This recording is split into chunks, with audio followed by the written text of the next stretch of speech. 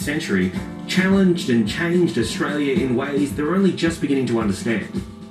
For more than 40 years, Brisbane has been home to one of the largest Vietnamese communities in the country. And nowhere is it better represented than in the southwest suburb of Inala. It's estimated almost a quarter of Inala's residents have Vietnamese ancestry. And the local marketplace is bustling with its culture and language. It's the kind of place where it helps to have a guide, someone who can talk the talk and walk the walk. Michael! Teresa Q1 Do is a local legend in Inala. The kind of person who knows anyone and everyone. This is my turn. Oh. This is my turn. Alright, I'm going to show you around. Are you thirsty? Yes, I'm parched. Every day is market day here. This is where we get to use our own lingo. So this is where they get to speak and hang out and, you know, talk about the old days. And then, of course, there's the food. The home of Brisbane's cheapest veggies. $3.99 a kilo. What a bargain. Let's get two. And the best banh mi in the city. You stay there, I'll go around. Okay. I'll give you 3 pieces. How about that, eh? I'm going to charge you double the price. It's called Mate's Rate. Mate's Rate, yes. That's right. Just for you, Michael. Very kind of you. Most days, you also find these guys. Alright, Michael, this is a good friend of mine. His name is Mia. Hi, nice to meet you. And this is Anho. Tiger. My name is Ho. Oh. In Vietnamese means tiger. Tiger. So, they're going to teach us how to play chess today. Chinese chess. Chinese chess, but in Vietnamese, what do you call it? Cờ tướng. Cao Dung. Right, yep. You've got to learn how to move. Gotta capture that. You have to capture the kick. Okay. Make the hit. Oh, it's important. It's all the slam down. Despite his enthusiasm, it turns out Tiger might not be the best teacher. Sorry. Once you make a move, I'm sorry, my friend. When you lose hand. Not hurt, but the way you talk. Okay. Maybe we should just move on to lunch. How is it? This is the best part of me. So when did you come to Australia? I came to Australia in 1982. How old were you in 1982?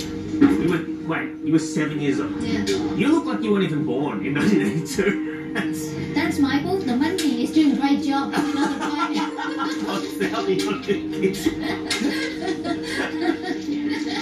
What do you remember from when you first arrived in Australia? The carpet at What do you mean, the carpet? At the international airport. The carpet was so bright, blue, yellow, whatever like that. It was so beautiful. And I remember I said to my mom, I said, I can actually live here because it's so beautiful and so clean. Yeah. What do you remember about Inala when you first arrived? Was it like this? Not really. It's changed a lot. Our community has grown so much. But today you look around, most of the shops here are owned by Vietnamese. So we've got second, third generation as well. So the food is better as well, as you can see. To understand why so many Vietnamese Australians call Brisbane home, we need to go back. When the Vietnam War ended in 1975, it kicked off a fresh humanitarian crisis. In the 20 years after the war, nearly 3 million people fled the country. It was an exodus that coined the term boat people. It's estimated close to 500,000 people died at sea trying to escape to neighbouring countries.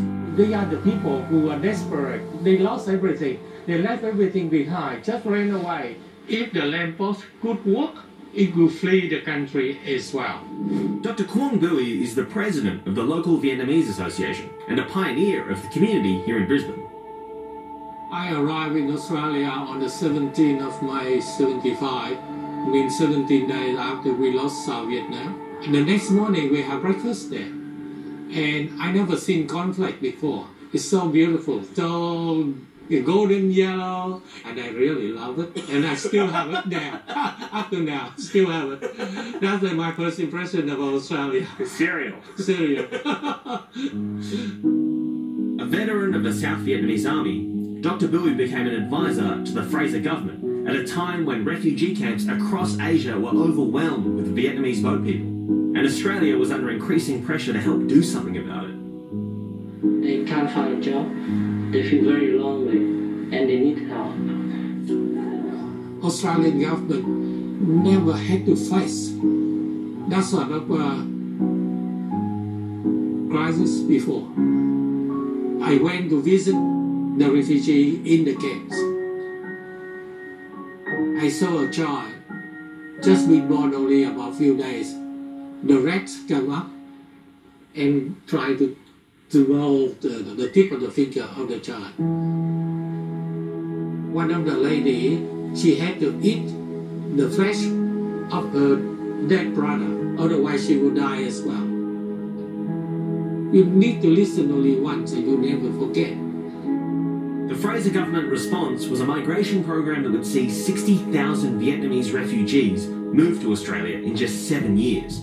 It formed the basis of what is now Australia's 6th largest migrant community.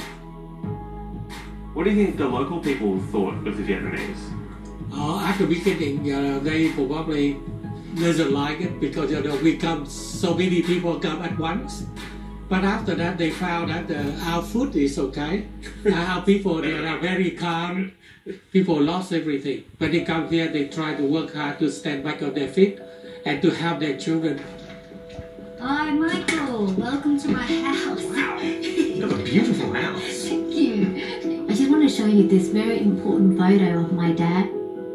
The immigration officer was telling him, don't smile, you've got to have a neutral face. And he kept smiling because he was so happy to be accepted in Australia. And then he went to the bank and all he had was 20 cents. So that's an account open for 20 cents? It wasn't even his 20 cents, it was a friend that lent him 20 cents. Borrow 20 cents down at the bank. The bank account. So, this is how, we started here in Australia. Wow. Yeah. A South Vietnamese soldier, Teresa's father escaped Vietnam in 1980. He survived boat sinkings and 2 separate pirate attacks. Mum thought that he died, but she didn't want to tell us. And then we got to Australia, and as we walked out, I saw Dad. I get a bit emotional. Because I do miss my dad. You hadn't seen your father in 2 years. Mum and Dad, they just hug each other and they cried. What was Brisbane like when you first arrived? At school was tough. We looked different and there weren't a lot of Asian kids in the school there too. So I got bullied a lot. I didn't know how to speak English. My teacher would say like, how old are you? No. What's your name? Yes. And one time she took me to the swimming pool and she goes, can you swim? And I said, no, like this, but I went like this, and for some reason she thought I know how to swim, so she chucked me down in the deep end.